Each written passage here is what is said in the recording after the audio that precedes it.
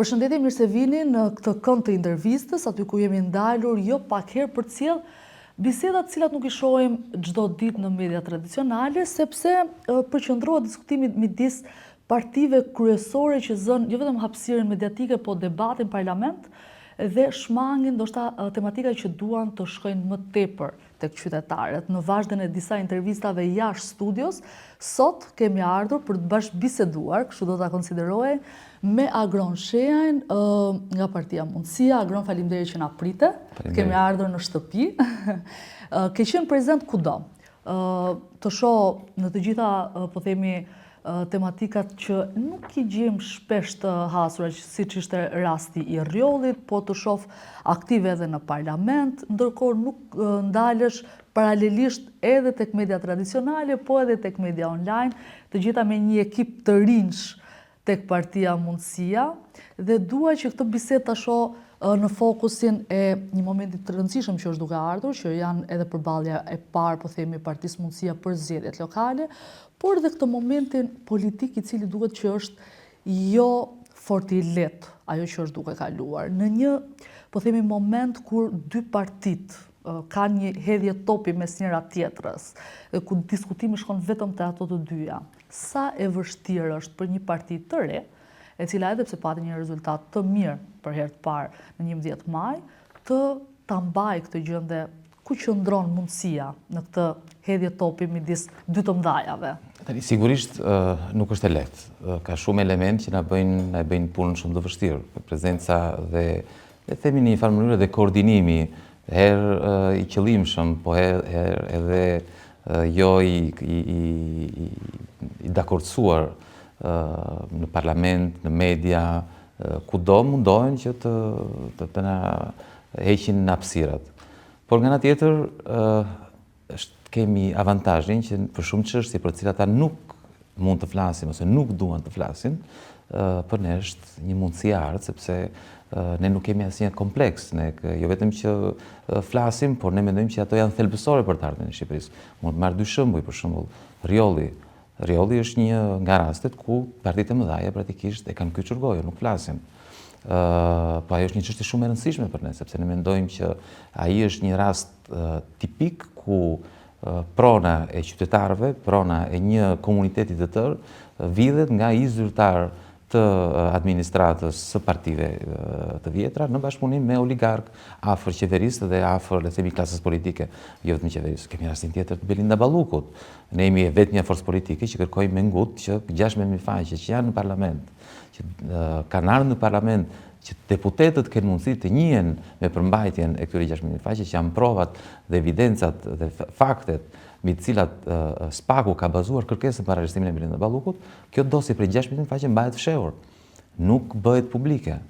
Dhe jemi vetëm që e kërkojmë. Dhe kështu me radhë ka shumë çështje tjera. Ky është nga rastet që ka patur më shumë diskutim fakt, por mendoj që në momentin që ne ndodhemi, qeveria është duke u përballur me ndoshta aferat më të mëdha që ka patur në këto katër mandate. Është çështja e Akshit, është çështja e zonjës Balluku, është një sër problematika që ne i trajtojmë përditshëm, një mos funksionim të bashkisë më të madhe në vend që është Bashkia e Tiranës.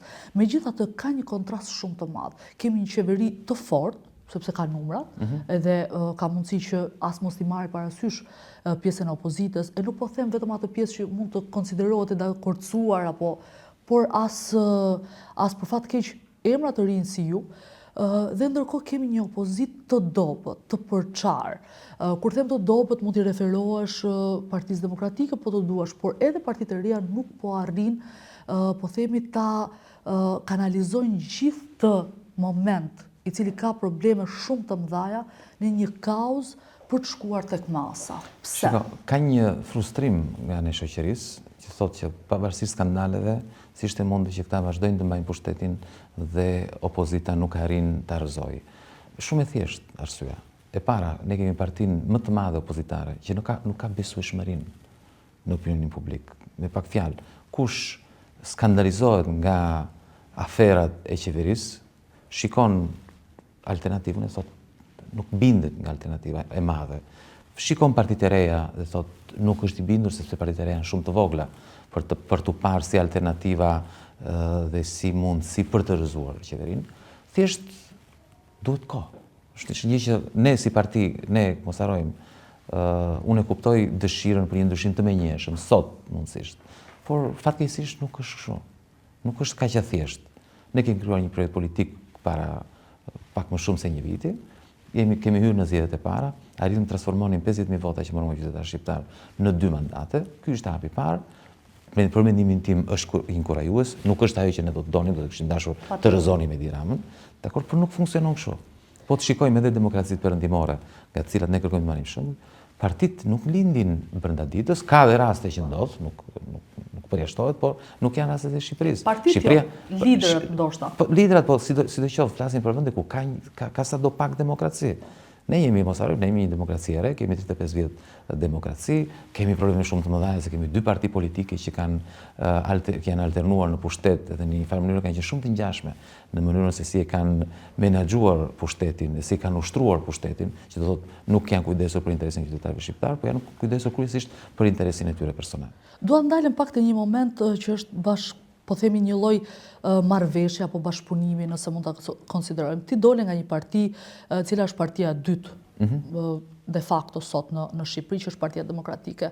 Dhe numrat e saj edhe në ditët më të keqe i ka. Por edhe pse nuk ke qenë, po themi, në mundësinë për të patur më shumë se sa 2 deputet, ke vendosur disa herë dhe ke vënë theksin se nuk do të bashkëpunosh me Partinë Demokratike, dhe pse kjo ndoshta mund të të përkthente më shumë deputet apo më shumë vota në një plan afatshkurtër.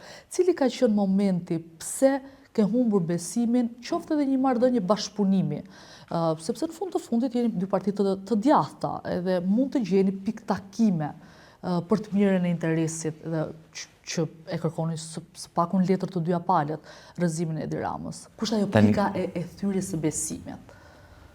Unë kam qenë brenda Partisë Demokratike.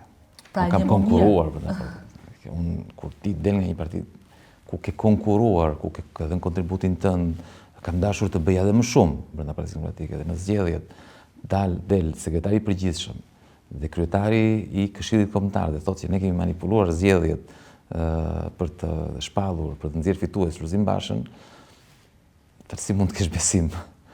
Unë bet totalisht kur brenda një partie ndodhi një ngjarje të tilla, qartësisht niveli i besimit është jashtëzakonisht shumë i ulët. Por kjo nuk do të thotë që tani ne morëm vendimin, unë dhe një grup tjetër bashkëthemeluesish të Partisë Mundësia, morëm vendimin për të dalë nga Partia Demokratike për të krijuar një projekt të ri politik. Tani problemi është përveç kësaj, çështja është që kush do një alternativë ndryshe, nuk do të votoj një projekt të ri politik. Nuk ka kuptim për ne që të themi votuesve ta na votoni, po ne prap jemi bashkë. Pra e ke ndarë mendin që ti je i duruar për gjithë kohën që do marrë këtë proces. Nëse do të bësh ndryshimin, duhet të jesh i duruar, nuk ka zgjidhje tjetër. Nëse do të jesh i besueshëm, duhet të ngulësh këmbë në projektin politik. Unë e di që për ne do të ishte shumë e thjeshtë. Tani ne flasim, ti e di mirë, sepse e ndjek politikën prej vitesh. Ti e di se çfarë do thotë të krijosh një parti politik nga fillimi. Ti kesh të gjithë kundër. Cila ka qenë sfida më e madhe? Ka qenë jashtëzakonisht shumë e vështirë. Aq më tepër që ne i kishim të gjithë kundër. Të gjithë na sulmonin në gjitha mënyrat e mundshme. Mënyra se jo vetëm nuk sulmonin mua, po sulmonin dhe bashkëthemeluesit e Partisë Mundësia. Ti nuk e ke idenë se çfarë presioni kanë ushtruar dhe mbi ta. Por sidoqoftë nuk po e them për t'u ankuar, është politika, kjo është. Po për të thënë, ajo që do të thosh është kjo që do ishte shumë më lehtë për ne të uleshim me Partinë Demokratike, të bënim një marrëveshje, na jepni një numër deputetësh, edhe s'kishim pse mundoheshim.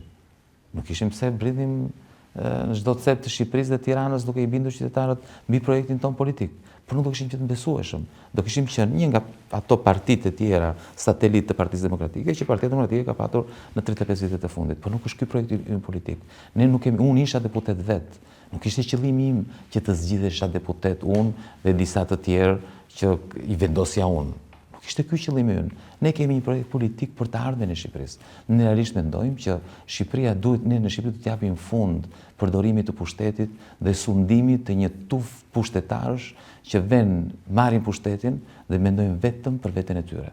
Dy lideret e partive të tjera, të cilët kemi patur mundësinë të bashkëbisedojmë me ta, një nga elementet që e thonë haptas ose e lënë të nënkuptohet është që presin, po themi, një lloj ndime që klasa politike t'i ndryshojë elitat e saj përmes sistemit drejtësisë. Këtu i referohem punës që është duke bërë SPAK-u. Ju, por edhe pjesëtarët e tjerë të mundësisë të cilët të janë bashkangjitur, kanë qenë një zë, po themi, pro SPAK-ut gjatë gjithë këtij rrugtimi një vjeçar të Partisë Mundësia. A prisni edhe ju që një dorë përveç ndryshimit tuaj ta jap dhe sistemi drejtësisë në Shqipëri? Shumë vëzhgues të themi duan ta banalizojnë këtë çështjen e punës së drejtësisë. Kjo është çështje parimore dhe kjo nuk është çështje interesit personal. Ne kemi interes sepse SPAK-u do arrestoi Berishën, do arrestoi Ramën edhe hapet rruga për ne dhe ne pastaj do marrim pushtetin. Megjithatë, 35 vite nuk ka dalë askush tjetër. Nuk është ky thelbi. Thelbi është që më në fund në Shqipëri ne kemi një drejtësi që nuk është perfekte, që sigurisht edhe aty mund të ketë njerëz që shkelin ligjin, që mund të jenë dhe të korruptuar, askush nuk mund ta përjashtojë gjë të tillë, por për herë të parë ne kemi një drejtësi e cila po jep fund ose po lufton pa ndëshkueshmëri në këtë vend. Ky është ndryshimi thelbësor që po ndodh në Shqipëri. Dhe si mund të jesh kundër, si mund mos ta mbështesësh këtë proces që po ndodh. Dhe ne nuk po flasim ta mbrojmë sy mbyllur thjesht me besim të verbër te reforma në drejtësi.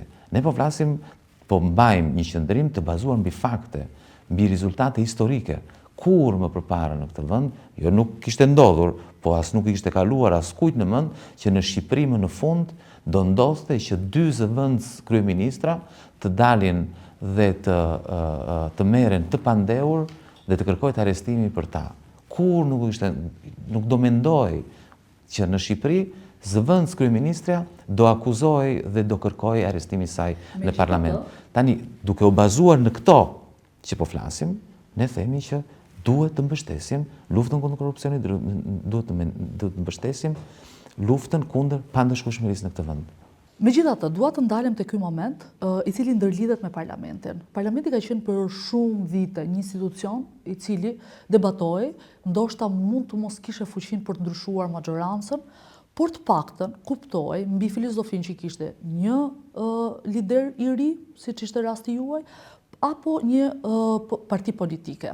Vitet e fundit për fat keq këtë debat nuk kemi duke e parë. Ju keni qenë përpara 11 majit pjesë e legjislacionit ku kishit mundësinë dhe unë vetë të kam ndjekur në disa kauza të cilat kishe fuqinë t'i ngrije po në parlament. Sot parlamenti ose është rreshtuar, siç ishte rasti i Partisë Socialiste me votat pro Belinda Ballukut, ose në rastet siç mund të bëni kërkim të interpelancave, diskutime, megjithatë agron kaq shumë është, po themi, ndryshuar parlamenti si institucion, sa a e shikoni si një instrument kontrolli apo është kthyer në një institucion i cili po përdoret për fat keq vetëm për interesat të dy partive kryesore. Shiko, parlamenti në këtë vend gjithmonë është përdorur për interesat e partive politike, si ato në pushtet edhe ato në opozitë. Ajo që po ndodh është që nëse deri dje parlamentin e përdornin, ishte një teatr, le të themi, ku bëheshin debate, po bëheshin debate të kontrolluara, debate mbi çështje thjesht sa për ta bërë shfaqje për opinionin publik, nuk kapnin thelbin. Tani, unë marr një shembull konkret. Sot ne bëjmë interpelanca, ku realisht e vendosim qeverinë me shpatulla pas murit. Ne kemi 2 vjet që kam kërkuar një interpelancë me ministren Balluku dhe tani me kryeministrin, në kohën që ishte, në lidhje me aferën e Thuman Kashar. 2 vjet. Morët përgjigje? Nuk lejojnë interpelancën. E kupton ti çfarë do të thotë? Nuk lejojnë. Nuk ndosën përpara që mos lejojnë interpelancë. Pse? Se interpelancat ishin interpelanca sa për të thënë. Tani ka ikur dhe kjo Tani, mundësi. kështu që në momentin që ti bën interpelanca mbi çështjet me thelb që vën në vështirësi qeverinë, Pse mendon se vjen? aty pastaj A është nga velja pushtetit, ku Partia Socialiste nuk dëshiron as të dëgjojë? po sepse nuk ka argumente, nuk ka çfarë të thotë. Në s'ka çfarë të thotë, çfarë do bëjnë? E mojnë. Në momentin që nuk e kontrollojnë më parlamentin, në momentin që nuk kanë më mundësi pazari, nuk kanë çfarë të bëjnë, ky është i çmendur thonë. Me këta nuk flitet, janë të çmendur, thotë çfarë do bëjnë atë, hajde i mojmë të drejtën për të folur, të drejtën për bërë interpelanca. Po e kupton se ç'a ndodhi në parlament apo jo? Erdhi sekretari i përgjithshëm i Partisë Demokratike Opozitare dhe më shtyu mua nga foltorja se po flisja për Belinda Ballukun. E kupton ti ç'a bëhet? Ishte e njohur atë ditë. E kupton ç'a bëhet apo jo? Tani janë të njëjtët ta, që i dalin në mbrojtje, pastaj bëjnë sikur i sulmojnë, pastaj dosin me 16 faqe mbajnë fshehur. E kupton se sa qesharake është kjo? Po sa e vështirë Dhe kuptohet që ta vijor çdo ditë këtë betejë, agron kur e shikon këtë gjë nga afër. Është aq e vështirë sa dhe motivuese. Dhe shumë le themi është diçka që frymëzuese. Sigurisht është diçka që të motivon, domethënë të vazhdosh. Se sa më shumë ti shikojnë që këto janë çështje që qytetarët shqiptar preken nga abuzimet, nga vjedhja, nga korrupsioni, aq më shumë ti sheh, sa më shumë sheh që janë çështje për të nuk flet askush. Ti je në parlament, të bësh betejë të vërteta në parlament, kur askush tjetër nuk i bën. Të vesh në parlament të flasësh për rjollin, ndërkohë që në parlament për rjollin nuk flet askush. Askush. Kjo është gjë më le themi që të jep më shumë satisfaksione se çdo gjë tjetër. Këtë do e kuptoja nga një njerëz që jetën e ka ndërtuar në Shqipëri dhe që e ka parë këtë padrejtësi, e ka parë këtë, po themi, mos ndryshim në 35 vite, por ti si individ, i cili ke ikur shumë i vogël nga Shqipëria, e ke ndërtuar gjithë jetën tënde në një vend ku meritokracia, funksionalizimi, gjithçka është shumë afër standardeve që do të dëshironim ne një ditë. S'po them se Italia nuk ka problematika, çdo ditë, por disa gjëra të cilat kanë munguar për vite e vite ose që s'kemi ndërtuar dot asnjëherë.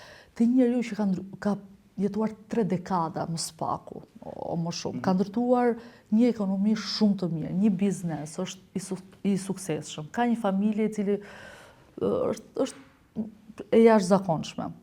Çfarë e shtyt çdo ditë të zgjohet, edhe të thotë që u ktheva, edhe mos thotë betejën time e bër, apo nuk ja vlen, nuk e ndryshoj dot, të marrë valixhen dhe tiki. Çfarë e shtyn agronin që të rinë? Po unë po shoh ndryshimin. Ti thua që nuk s'kam arsye pse të dorëzohem, se unë po shoh ndryshimin. Ajo mund të duket i vogël ndryshimi, në sipërfaqe mund duket i vogël. Të kesh krijuar një parti politike, të pavarur, të lirë, që bën betejë të vërteta. Personale? Kur i ka arritur disa gjëra në jetë dhe thua që është sigurisht është dëshira për të bërë diçka për vendin tënd. Ka gjë më fisnike, më të bukur dhe më motivuese se kjo.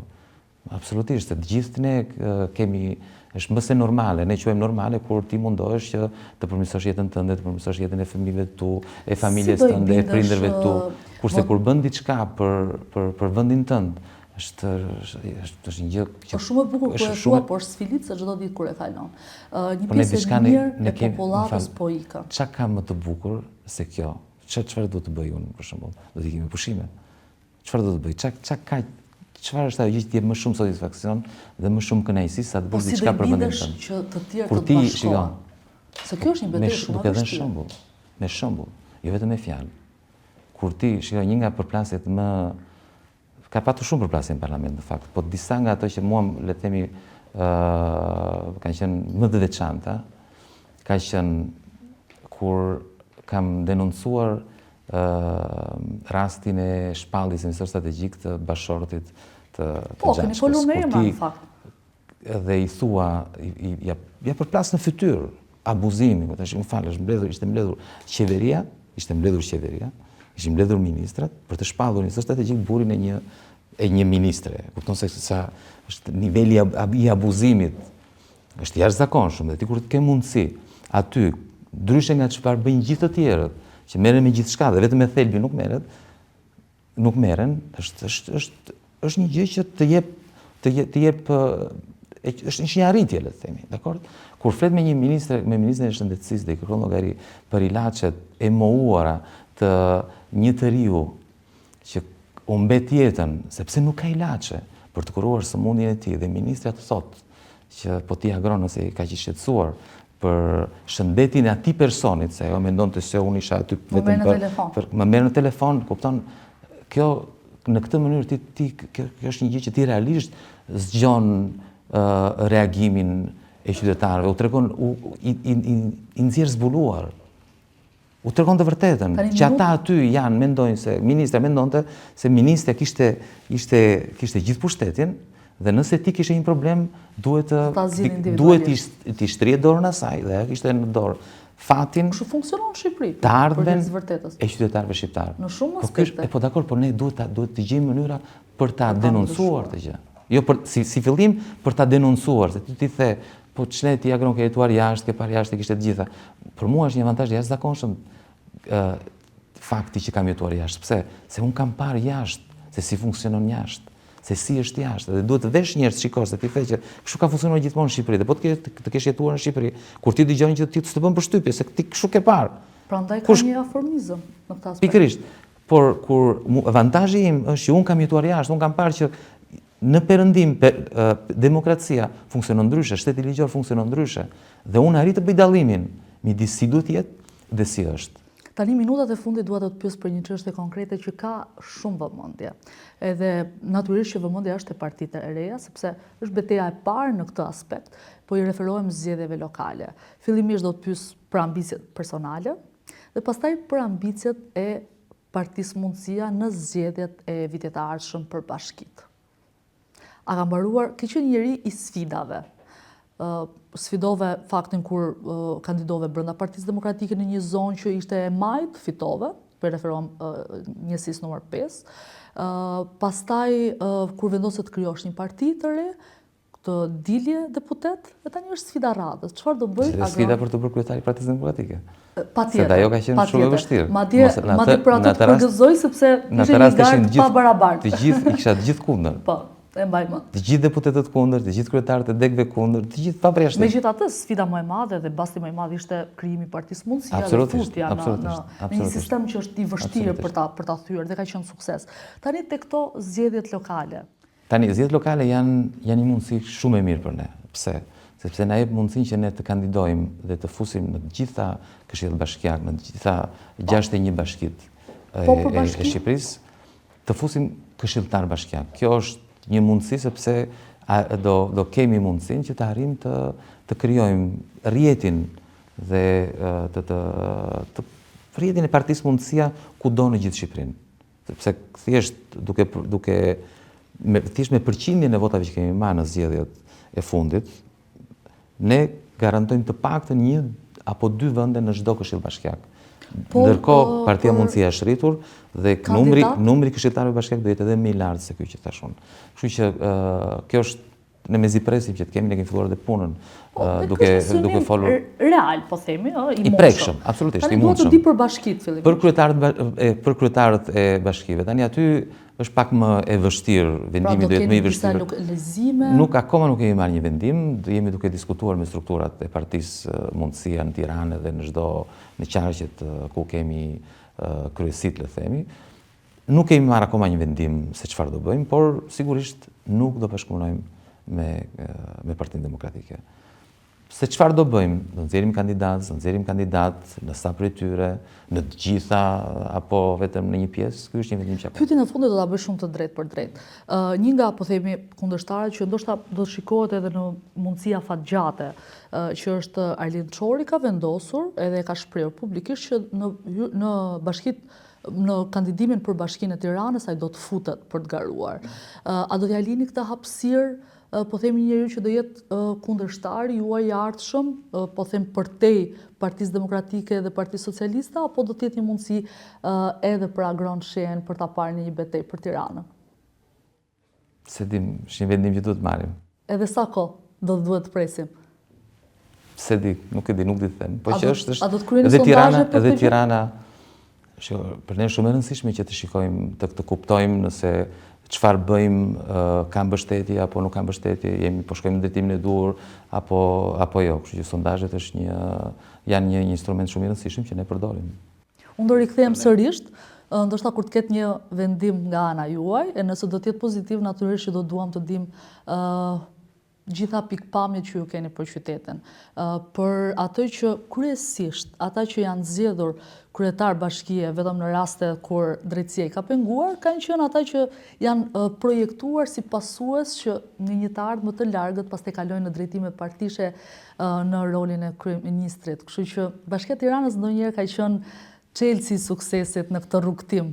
Kështu që kështu do ta lë këtë piktakimin e ardhshëm, duke të falenderuar që ishe pjesë e kësaj intervista. Faleminderit. Faleminderit ty.